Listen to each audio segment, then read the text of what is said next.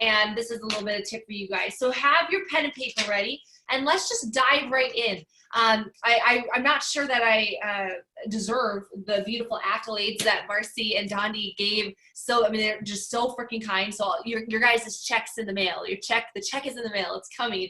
I blush at just that edification. But I am 34 years old. I'm going to be 35 in a couple of weeks. Ooh. And living in Wisconsin now from just moving from sunny Arizona. And I came here after a really brutal 2.5 years.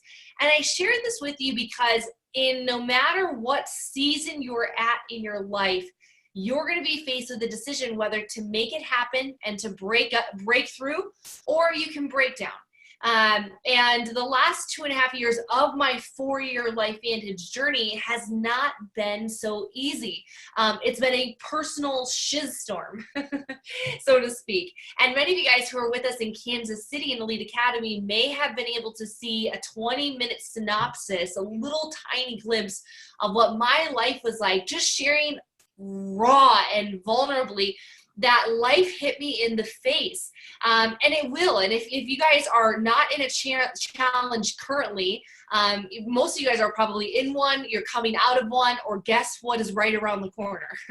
That's called life, guys. And so I had 2.5 years of what just seemed like nonstop issues after issues after issues. And to have that break, to have that season kind of end, and then at the culmination of Master Pro 10 was one of the most humbling moments of my life, and definitely of my career.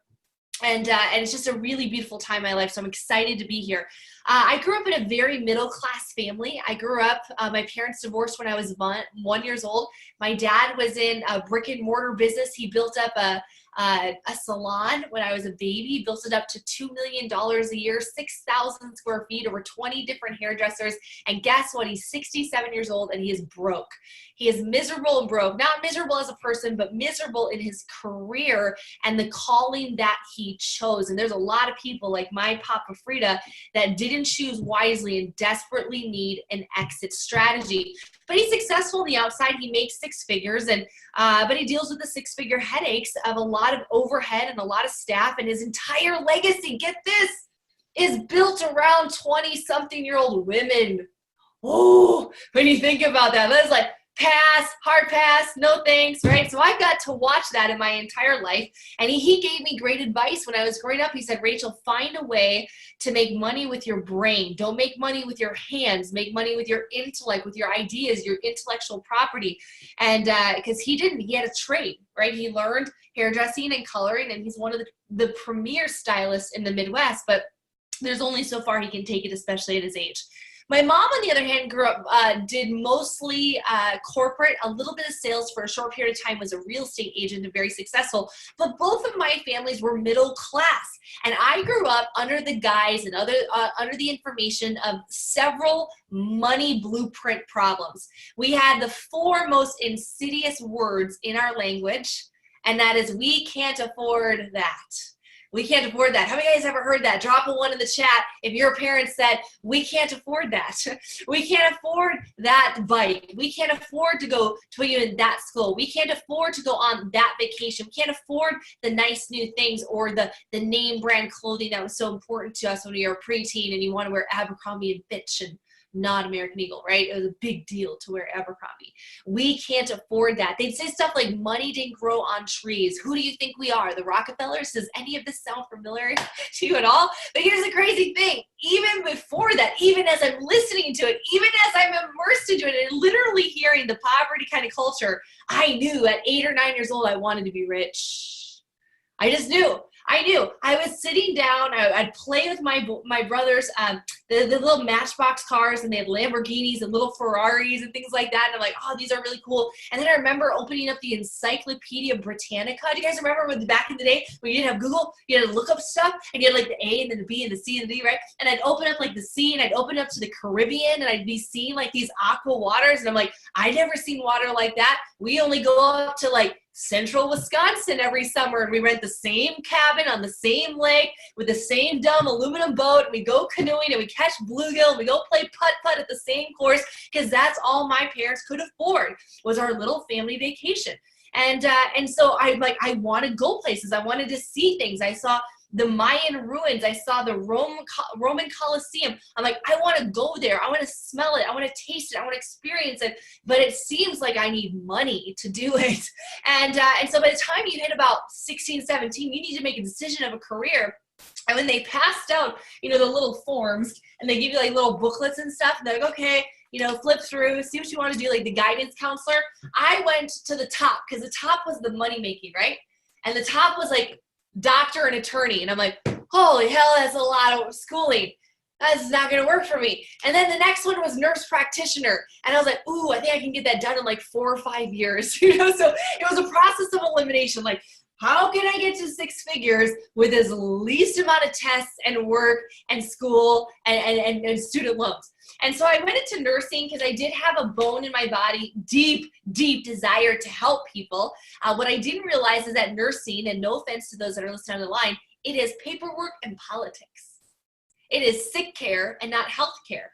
And so I went to school for nursing, found out how much I hated it. I'd argue with the doctors. Imagine that, Marcy. I argued with the doctors because they weren't doing things right. They were giving my patients that were diabetic Sprite, and they were giving my patients with cancer Ensure, which has 28 grams of sugar. And I couldn't handle it. So I dropped out. I became a certified nutritional practitioner, but I rarely share that from stage because I don't want people to think that I was an expert or a health professional, because I wasn't. It was an interim little career for me while I worked full-time in retail. I worked part-time taking people grocery shopping.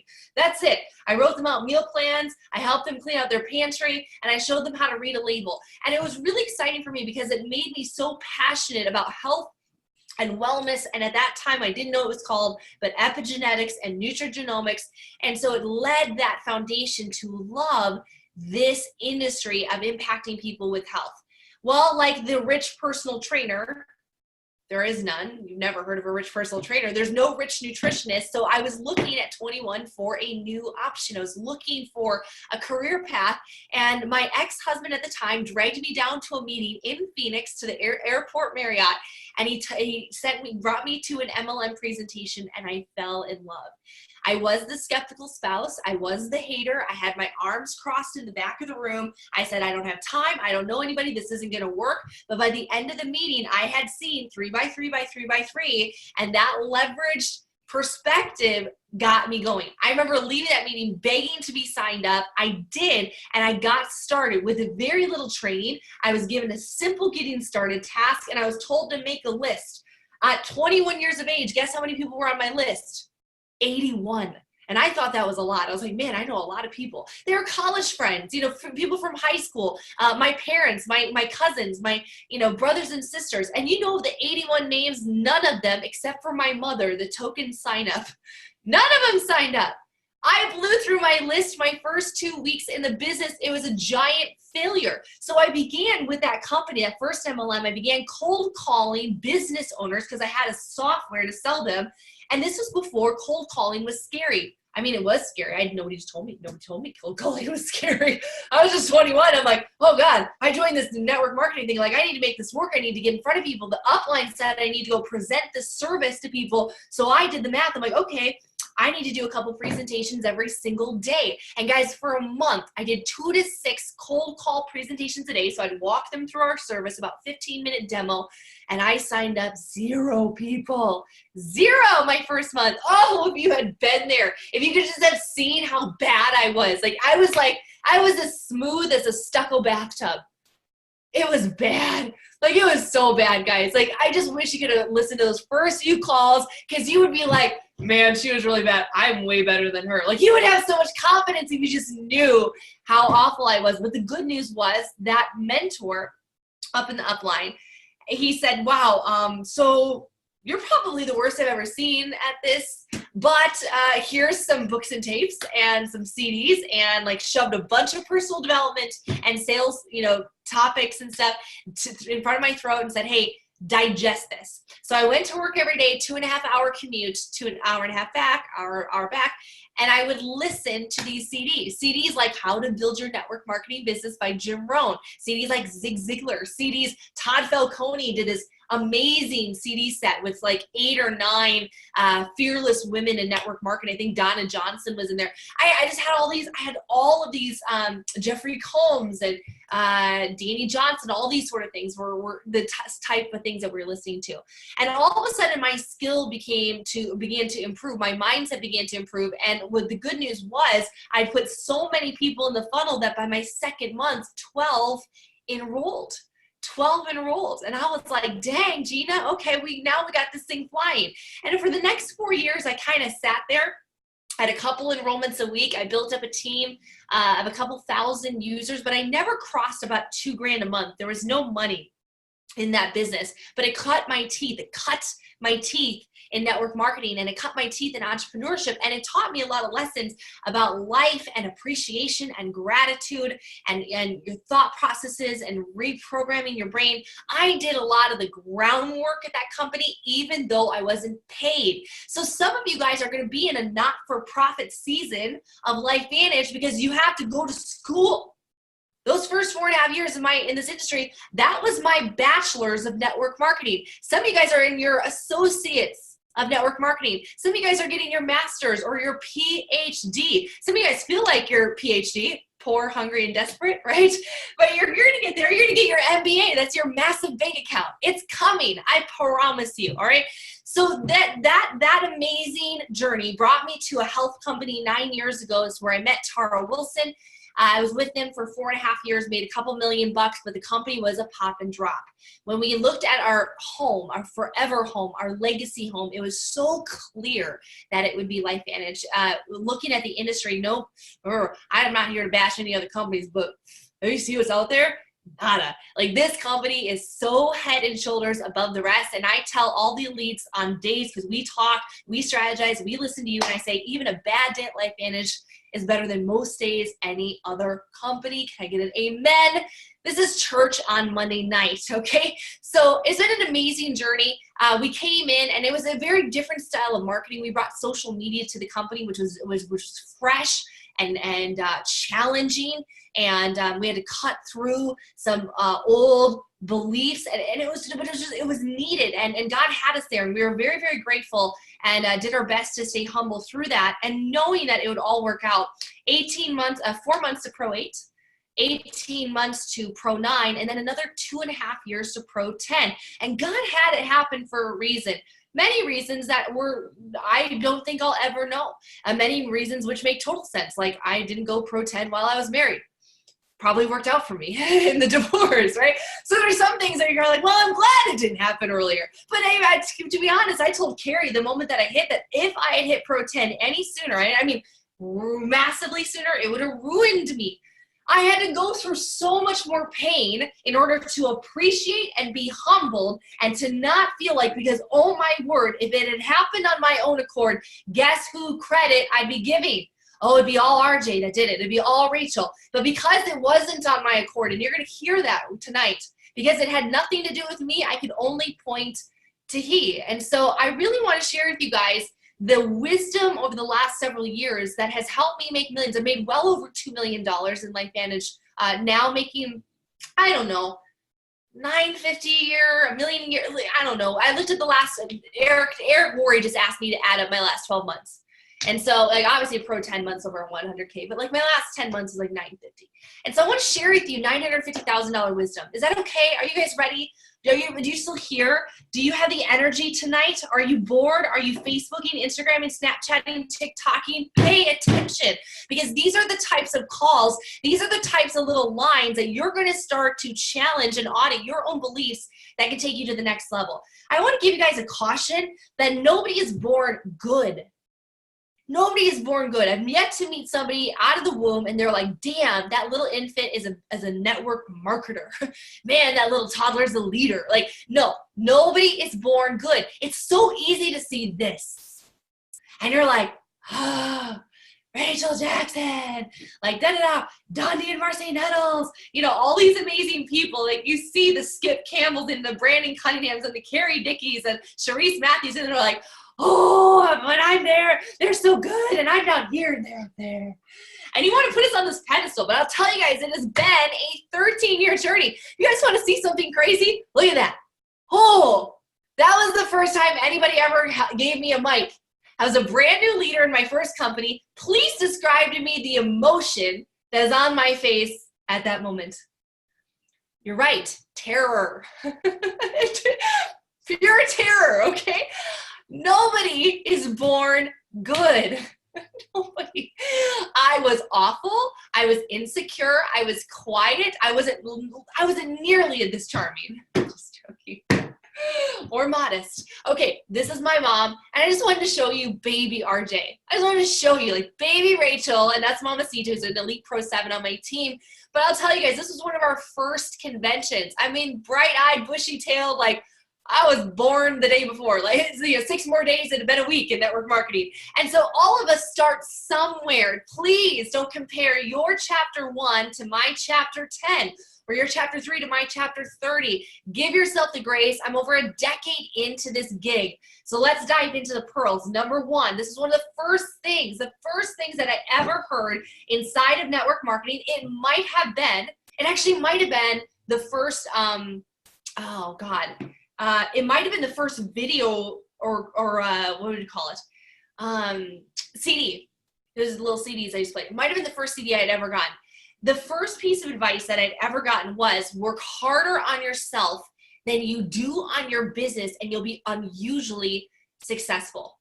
Now, for many years, I heard this and it didn't make sense. It didn't compute. In fact, I would argue this up until maybe 2013. I would say things like work as hard on yourself than you do on your business and you'll be unusually successful. I would change it slightly.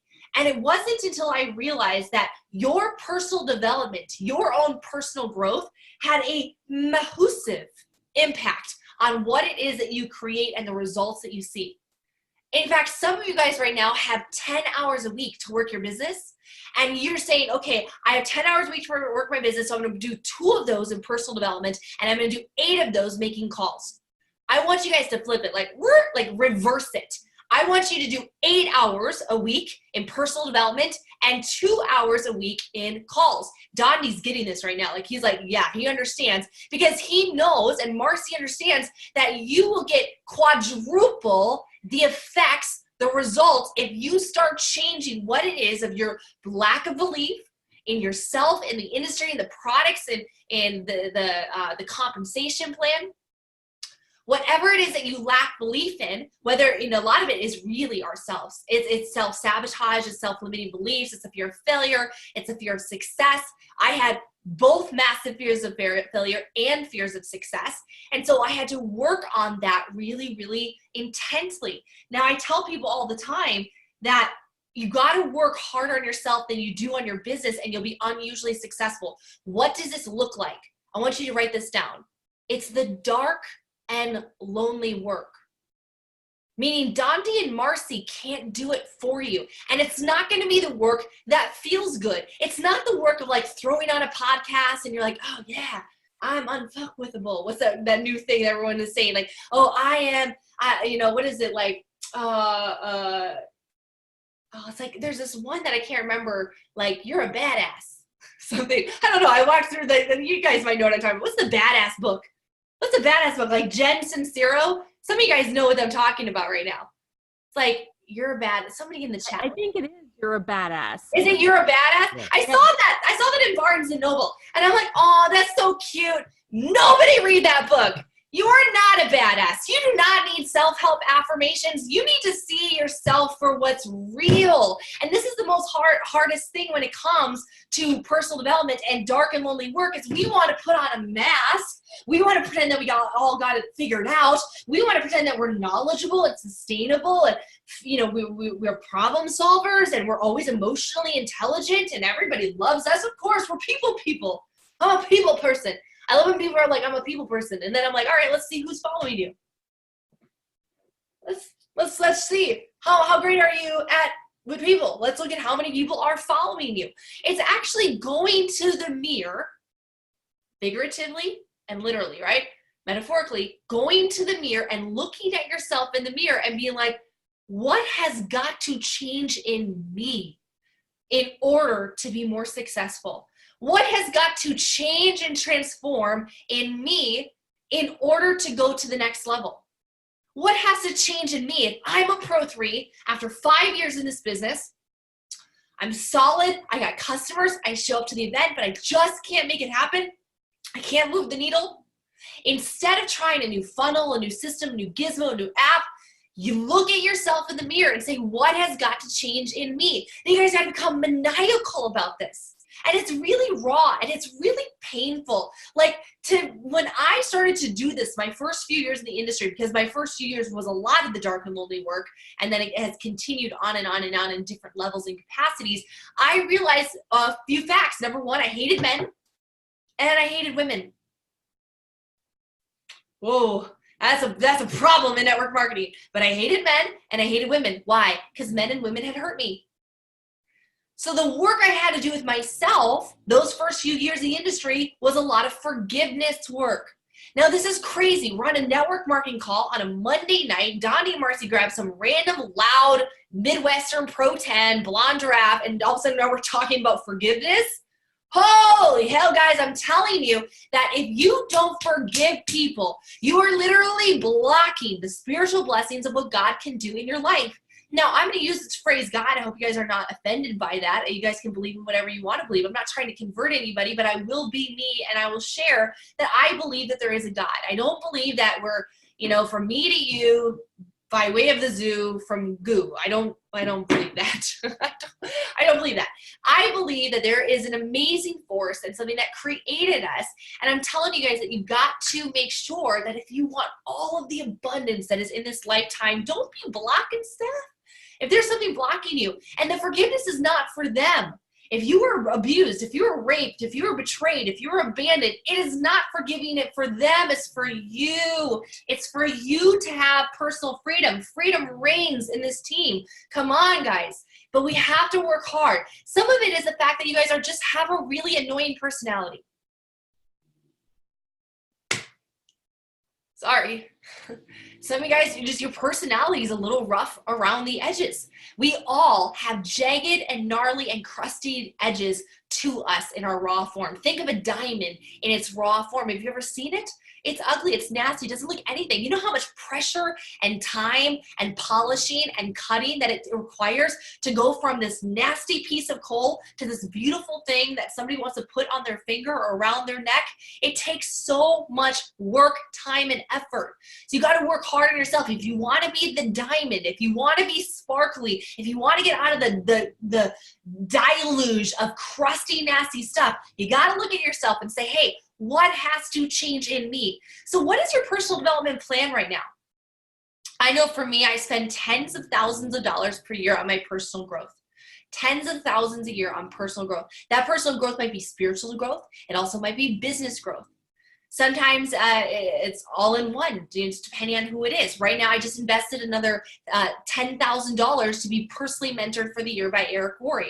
No brainer for me to be in Eric Worre's inner circle. The average income is $700,000 a year. It's a mastermind. But Eric is holding me accountable to the things that have to change in me. For 3.5 years, I've worked with a spiritual life coach that has kicked my butt around the corner and back. She literally chaps my butt every time we get on a call in a good way. But she has the authority to speak into my life and show me the things that I need to hear, not what I want to hear.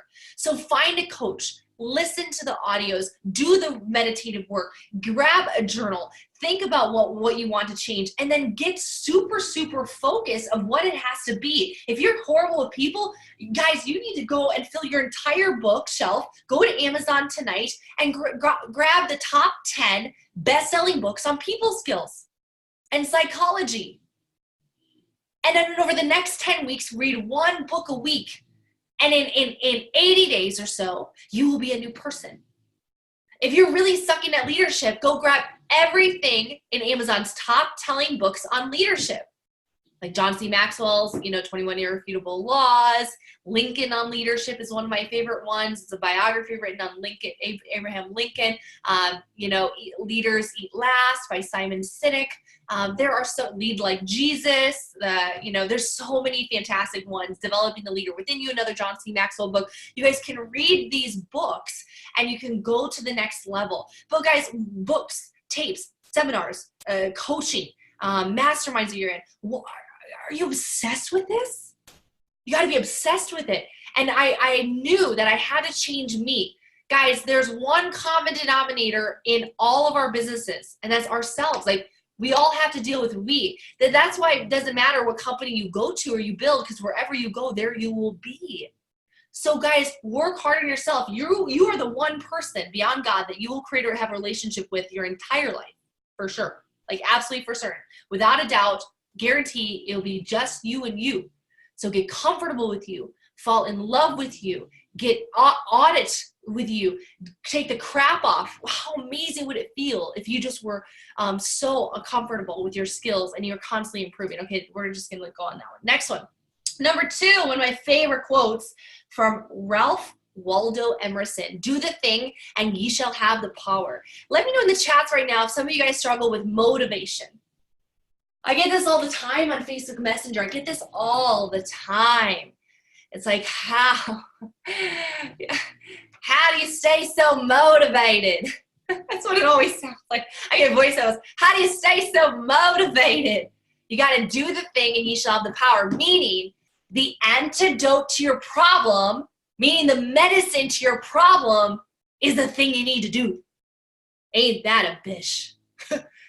You need to work in order to get to your goals. You need to work in order to rank up. You need to work and make the calls and make the connections and do the presentations in order to go to the next level, yet you don't have motivation to do those things. The thing is the motivation comes after. Repeat after me. The motivation comes after. It's like going to the gym. I never want to go to the gym.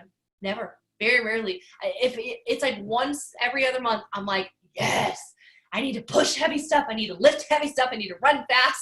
But most of the time, I'm like, I go to the gym so I can eat more. That's it. I'm like, I'm going to, how many calories can I burn so I can eat so much more today? Like this, very food motivated. That's why I wanted to hit Pro 10. They have snacks up there. That's all I wanted. I want the little table and the couch and the snacks.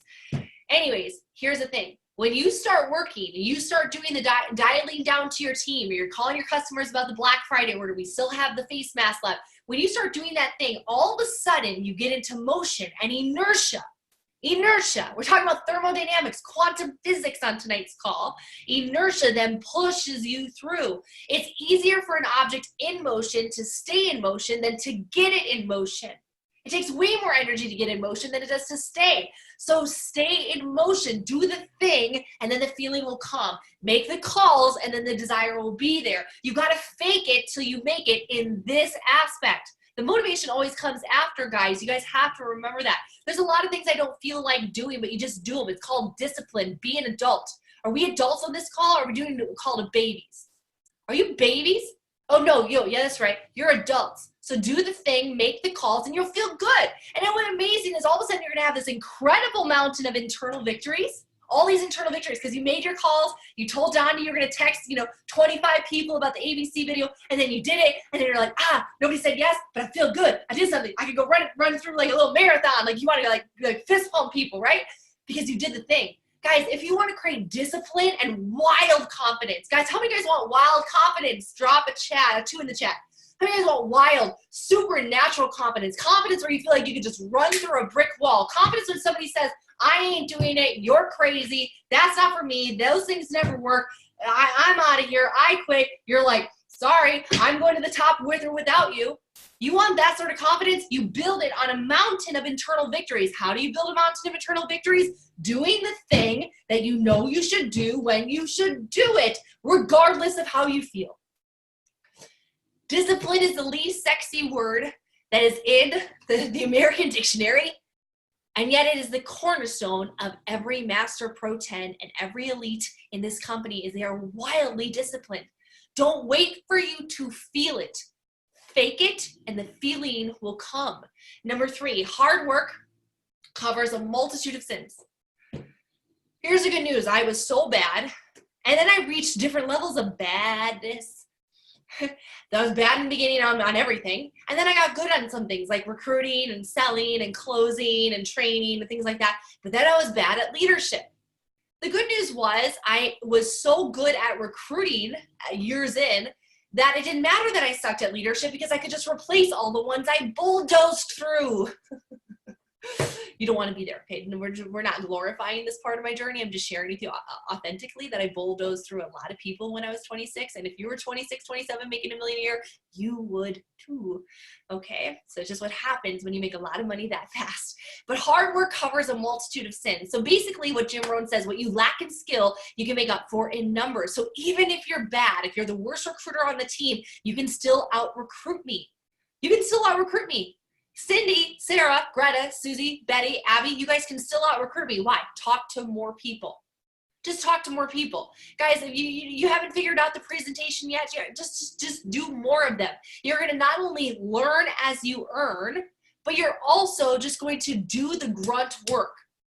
I work very, very hard in my business now. I am part-time. I work 25 hours a week, 5 hours, 5 days a week. Monday through Friday. I rarely work Saturdays and Sundays, but those 5 hours, guys, I hit it hard. I get done more in 5 hours than most people can do in 10 with focus. I don't dilly-dally. I'm not in the scroll hole on Facebook. I'm doing calls, having conversations, moving people forward, launching new team members, and mentoring at a high level. Don't be afraid of the hard work. It's right there with discipline. Unsexy. Ooh, yeah, gross. But we need it. And anybody that has sold you that this business doesn't require hard work or seasons of sacrifice, the first 7 months of my previous company, I didn't watch TV not once. First 7 months. But I was 26 years old. I went from 0 to 50 grand a month in 7 months. If you're willing to do that kind of hard work, I remember the following year, I hit 100 cities in 1 year. Now, I'm not saying to do this. I'm just saying this. When I look back at my journey, there were key decisions I made about hard work that led into the success that I have today. I created a story that I've allowed that to kind of snowball into LifeVantage. So hard work will cover, if you mess up, it's okay. Just do more of it. Do more of it badly. You're good and then you're great. Bad, good, then great. Number 4, be willing to master the mundane. So I don't want you guys to do 1,000 things, especially in the social media world. You guys are all getting into social media. You're seeing Marcy on Facebook Live with her face mask. You're like, I need to be doing that. And then all of a sudden everyone's like, you need to be on Instagram. Then you need to be on Snapchat. And then you need to be on TikTok. And then oh, we should have a blog. We should have a YouTube channel and like Pinterest thing. And then I need to join the Chamber of Commerce. And I need to be doing hotel meetings. Guys, don't do 1,000 things. Do a few things well and do them 1,000 times. My recommendation for the average distributor until you hit 6 figures is to choose two platforms online to focus on. 2 platforms. Of course, you're going to be talking to friends and family offline. That's a given. We're network marketing. You market to a network. But pick 2. For me, it was started for 8 years was Facebook and YouTube. Facebook and YouTube. That's all I mastered. I mastered video and I mastered cultivating and curating beautiful content that would go viral on Facebook. And a lot of you guys see me on social media, you're like, wow, she got 300,000 followers. That's 10 years, guys. 10 years of hard work, of discipline, of doing it when I didn't feel like doing it. But I've mastered the mundane. I've learned that thing. Some of you guys play on an app for like an Instagram for like a day and you're like, I don't get it, I give up. Are you a child? Oh, no, we're adults here. Remember we established that a few minutes ago? So be an adult and realize it's going to take a while to learn it. But choose something, stick with it, and then study it. Become so voraciously like hungry to learn everything it is about that specific strategy. And again, I'm not saying you have to go YouTube or Instagram or Facebook, right? I'm not giving tactics on this call. I'm sharing principles, but just as an example, guys, just do a few things. And in this business, there's only 2 skills to learn. It's recruiting and team building. That's it. If you can master one of them, you'll make 6 figures. If you can master both, you'll get to 7. But when the marketing thing, don't do 1,000 things. Some of you guys are going so wide. Entrepreneurs have too many options, especially network marketers, all these options of what we could be doing to grow our business. Pick 1 or 2 and master it. And then when you got those mastered after a couple of years, then add in a 3rd. Okay. Number 5, and we're going to start scrolling this out. Number 5 is it's not about you. It's not about you. On some of my darkest days, I swear God has such an amazing sense of humor because I'll get a text, I'll get a message, and it's exactly what I need to hear. A couple years ago, I got a Facebook message, and it was a guy from England, Stuart, and I had never ever heard of him before, but somehow he was on my Facebook. Stuart's a very crotchety old Englishman. If you can just imagine a guy like really gruff, that's Stuart. Stuart has a condition called TN. It's trigeminal, and I always say it wrong, trigeminal neuralgia. Trigeminal neuralgia is a nerve condition that feels like a lightning strike through your jaw and then radiates through your body, and it's very hard to treat. Up to 20% of sufferers commit suicide, so it's labeled the suicide disease. It's a very, very, very painful condition. So it flares up, and he messaged me, he goes, hey, I saw you have this product for Tandem. I have no money. I can't work. I'm on disability, living off the government, but I need it. And I'm going to scrape together some cash. But he didn't have money to even sign up on the website, right? That's how dire it was. I said, no problem. I got him connected with my elite, Lisa Panton, down the road. They got together. He bought a bottle, got started on the product. A day or so later, I get a message from Stuart. He goes, what's in this stuff? And I'm like, oh, God. Oh, God. Are you okay? And he goes, I feel amazing. I'm like, all right, just keep taking it. 30 days go by and Stuart goes dark. I'm like, oh no, Stuart died. Oh no.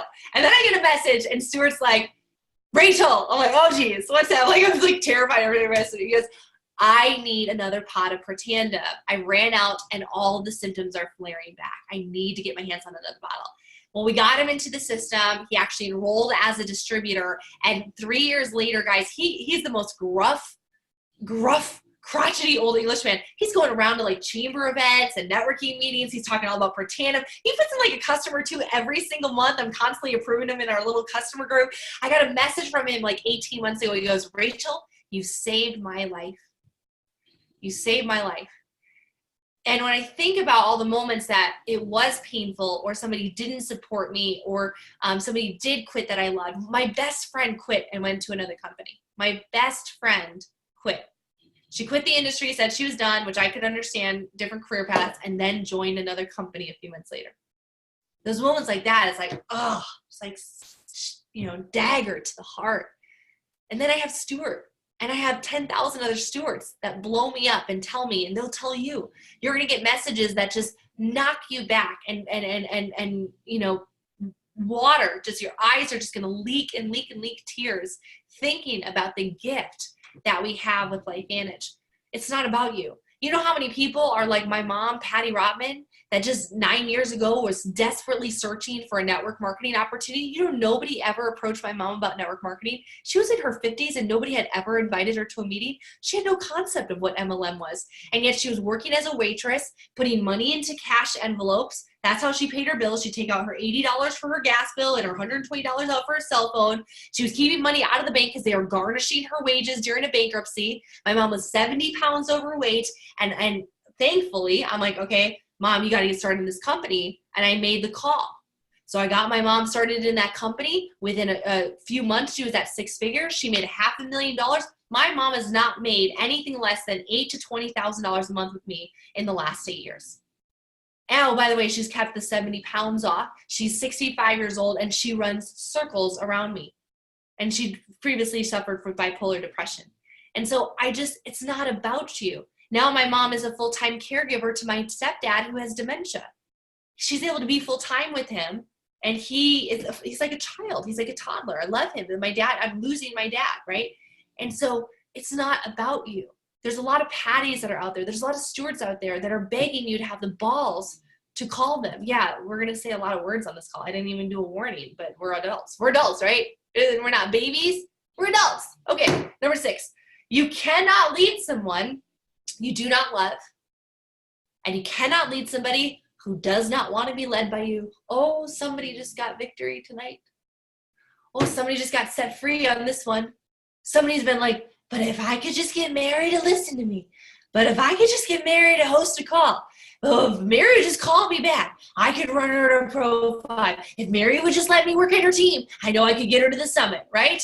You cannot lead somebody who doesn't want to be led by you. And if there's somebody on your team that you do not love, first you have to take that to God, because it's really hard to worship him and not love his people. Ooh, that's a fact. Cannot worship God and not love his creation. But if there's someone seriously that is just oil and water, you love them, you just know it's just not going to be a good fit. Maybe they can't see the the forest through the trees or whatever the phrase is. Maybe they can't make it work either. Pass them to your upline. I've had to do that with several cases. Say, hey, this person we just can't jive. We can't make it happen. Here, Tara, passing it over to you. Here you go. And so don't be afraid of that, but really work on that. And if somebody doesn't want to be led by you, guys, take your ego off. Take your ego off. Because if somebody wants to run or they want to run their own business and maybe they're a little pro 4 and you can do it better. I know you can do it better. Look at me, baby, honey, boo-boo child. I know you're better at the slides. I know you're better at the calls. I know you're better at the front of the room. But if they don't want to be led by you, you cannot lead them. So just let them go. Here's the amazing thing about this business. I am better, and I know that they'll agree with me without ego, that I'm better than most people on my team. But the amazing thing is, it's just because I've been doing it longer, guys. I've swung more bats. I've hit more tees. I've been at the driving range longer. Guys, it's not about ego. I've just had more experience, okay? But the best part is I have so many people that are doing it almost as good as me or just a little bit less good or really horribly, but they're doing it, and I let them, and I love them, and I cheer them on, and they're wrong, and they say all the wrong things, and I'm like, yes, you did it. Let them. And if they don't want to be led by you, they want to go run their own thing. As long as you're compliant, let them fly. Let them go do it. You don't need to manage your team. If you want a team that is small enough where you can wrap your arms around it, you're going to be stuck at Pro 5 forever. That's about as it. That's about as big a team as you can build by wrapping your arms around it. Guys, let them. So love your people. Love them hard. Love them good. Figure out whatever you need to do that's not allowing you to love them honestly and purely and seeing them as God's creation. But if they still don't want to be led by you, okay, let them fly. Number 7. Oh, where are my veterans at? Where are my people from the beginning? How many years have been in this? 5 or more years, 6 or more years, 7 or more years, 8 or more years, right? You need this now. It is easier to birth a new baby than it is to raise the dead. Only a few accounts in history of the dead ever being raised. But new babies are born every single second. It's way easier to go recruit 5 new people than to jump on that dead horse once again. Come on, Marcy, you were Pro 2 once. Come on, you really wanted it. And you're literally on top of Marcy. I want you guys to imagine me right now. You are on top of Marcy, and you're like, right, you're like, come on, Marcy, you can do it.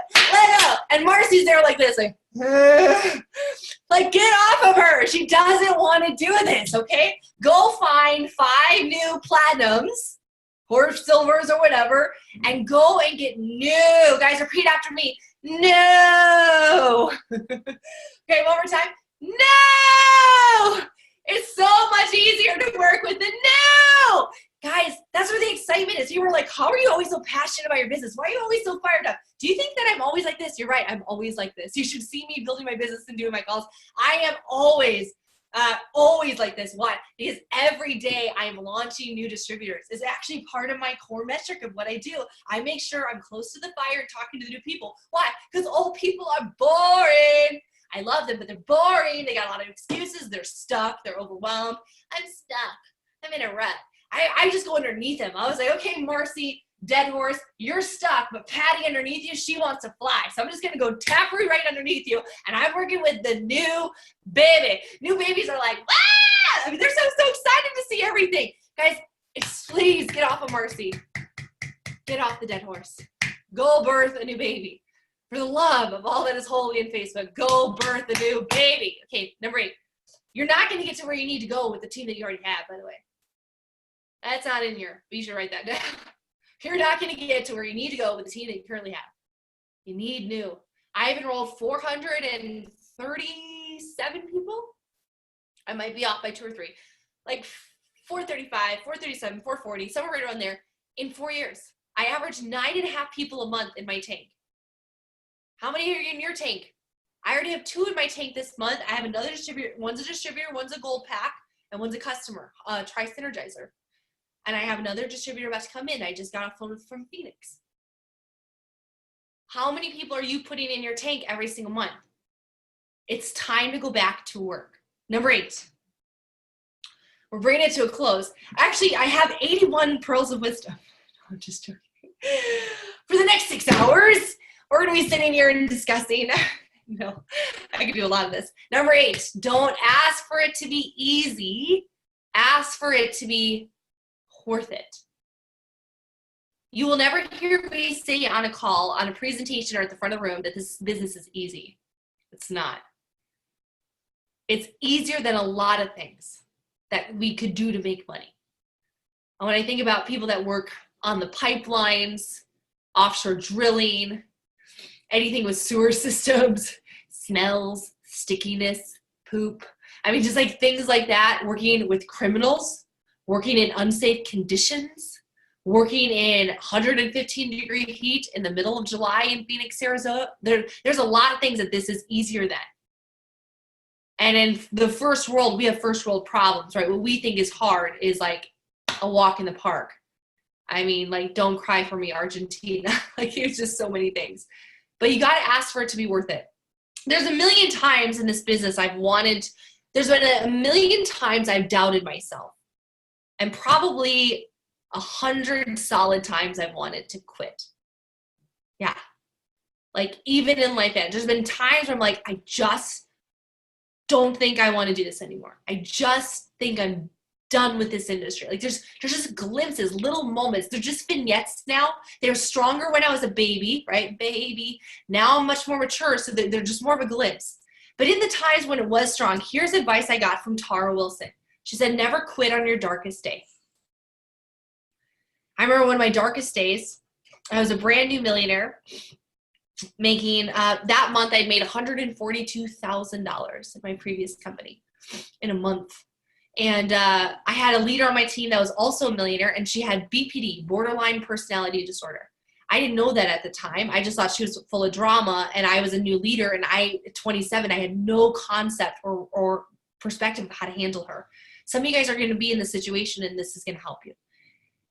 And I managed her through codependency, not recommended. And I kind of was her shield to the team. So I would shield her drama, and I would take all right, if I just give her some time, I'll just call her Sally. If I just give Sally an hour or two every night, she can lambast me, she can complain, she can freak out. And I'd always talk her off the ledge. I'd get her calm again, and then she'd be right back to work the next day. I did this every day. And we would joke that she kind of needed her Rachel fix, kind of like a heroin addict, right? She needed the fix every night. And I gave it to her. Why? Because of greed. She was my number one producer. I didn't want to leave her. I didn't want to lead her. Well, the more and more that went on, the more and more it became more toxic to the team and to others. But it was always her direction of her spewing toxicity was to other people.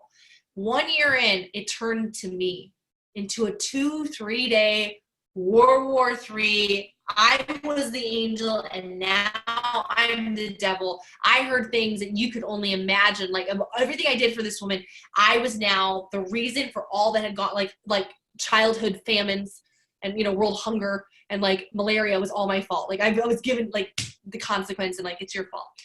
I remember on that day, I just hit the equivalent of Pro 10, and I was bawling. I'm like, this is not worth it. I was ready just to walk. I'm done. And my ex at the time said, here's a glass of wine. He went to the store, made me chocolate chip cookies. He's like, take a bath. Take a bath. And I ended up blocking her on social media. I didn't be my own leader. I didn't talk to her for 6 months, not even at an event. And I started on a path of learning what boundaries looked like. And I began a in-depth study about emotional intelligence, which I had very little of, which is why I was so manipulated. But I remember that none of that was really easy, but I think back to it because of the lessons it gave me. It allowed me so much empathy to manage different personalities. And now when I'm having to mentor Pro 9s and Pro 8s and Pro 7s on my team who deal with very similar, albeit sometimes a lot less intrusive situations, I can tell them about my experience, about when I dealt with a BPD person or a drama person. I can share my wisdom and mentorship, and it gives me so much understanding. You become a leader not because of just what you read in a book, but by actually doing it and walking through it. I look back to everything that has even happened in my life. And I told you guys, my dad has dementia. The last 2.5 years, I found out I was infertile. I tried IVF. I ended up with a 13-centimeter cyst on my right ovary. It's about a softball or grapefruit. I needed to get that entire cyst removed. I lost my right ovary in the process because it obliterated the whole right ovary. They took out both fallopian tubes, so I'm completely surgically infertile now. And had a 7-week, 8-week recovery, 8-inch incision down the middle of my stomach. Oh, by the way, when all that was happening, my dog died. My 11-year-old dog, Peanut, died. And then a few months into all of this, I leave my husband of 12 years. So dad's sick, I'm infertile, my dog dies. I get this cyst diagnosis. I leave my husband. I have the surgery while we're separated. I go through mediation and a very expensive 7-figure divorce. I decide at that point, God is calling me back to move to Wisconsin. So I'm living in Arizona in my beautiful little dream house, a little tiny little 3-bedroom home in Scottsdale. And God says, move home. And I said, God, you're breaking up. I can't hear you. There's frequency. I just feel like I don't want to move home. I don't want to move to anywhere but Milwaukee. But it was louder. It was like, Milwaukee, move to Wisconsin. I'm like, fine, okay. Cosmic 2x4. I move back. I get everything all situated. Finally find a house. August 1st, I pull out of Scottsdale in my U-Haul truck with my car and my new puppy in the back seat. And 9 hours later, we're going to a vet because my new puppy bulldog is in respiratory failure. 36 hours after that, I have to make the decision to pull the plug and euthanize her. So I'm stuck in Albuquerque, New Mexico. My U-Haul's on the way to Wisconsin. And I'm sitting there after 2 years like, what more do you want? God, what more? God said, give me your dad. God said, give me your fertility. God said, give me your marriage. God said, give me your dog. Like, what more do you want? 4 weeks later, I wake up and I had lost the ability to swallow. I couldn't swallow food anymore. I couldn't speak. I do a call like this. After 6 minutes, my voice was gone. God said, give me your voice. All of September, I was on vocal rest. You're a network marketer. You're on vocal rest. I couldn't do calls. I was building my business from my messenger. I couldn't even do voice memos. I did a 100-hour pure vocal fast, not even listening to music. And I share this with you guys because it wasn't easy. None of this was easy. None of the calls, none of the dark and lonely work, none of the discipline, none of the times where I had dramatic team members, none of the times when people left, none of the times when my best friend chose another company, none of the times when my other downline go from $140,000 a month down to $14,000 a month. None of it was easy coming to a new company and a new culture and having to learn what it was to be in life management, where Team Heart fit in, and building those relationships all again. None of it was easy, but there I stood in September, voiceless, tired, grieving, like nothing left. And I was looking at my business just explode. In fact, in 14 months, I took 6 of the last 14 months off. 6 of the last 14 months, I didn't work. Yeah, I was around. I wasn't phase 1. I was healing. I was going through 2 massive surgeries. Like I had to go through it. I had to move across country. I had to grieve the death of my dog. I was dealing with all this stuff. And then all of a sudden we wake up one day, it's October and NAD launches and this team is in full momentum. And all of a sudden we're seeing it. It's happening. We're on pace. Every day a text message. Are you there? The Nettles. Hey, where are you at? It's got to be done today. I'm getting calls on the 25th. Stu and Carrie, are you sure? Do you feel it? I'm like, yes, it's going to happen. Stop questioning me. It's going to happen. Like we're doing this. It is happening. Pro 10 this month or bust. And guys, I'm telling you, because I look back in my entire career, but definitely last for none of it has been easy. But you know how worth it was? I woke up on the 31st of October, Halloween. Still get goosebumps. We'd had a snowstorm because in Wisconsin, apparently it snows on Halloween. And in closing, I'll tell you this. I got to bed, I was still 1,800 out. I woke up at 4 a.m., I was still 600 out. I decided to take a bath because I had 8 distributors sleeping in my home, and I knew by the time they got up, there's no getting away, nothing. All right, so 6 a.m., 5 a.m., I'm in the tub, and I get a message at like 5:57 from Skylar Fobbs, and he said, congratulations, we have the company's newest Master Pro 10. And I just said, I am okay with this. I am okay with this.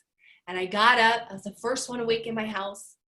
I read the Bible. I was listening to worship music one after one. The little teamies, the Pro 4s, the Pro 5s, the Pro 7. Tara finally woke up.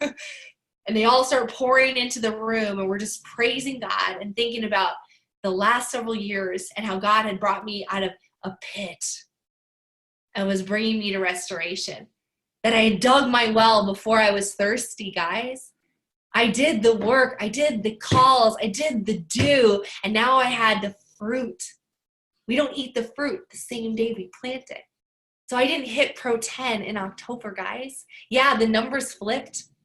But Pro 10 was a culmination of 4 years of just doing the right thing and mastering the mundane and loving people unapologetically, ruthlessly, and having grace with them and having fun with this business. You guys are incredible. I hope you guys got a little bit of feedback on here. I'd love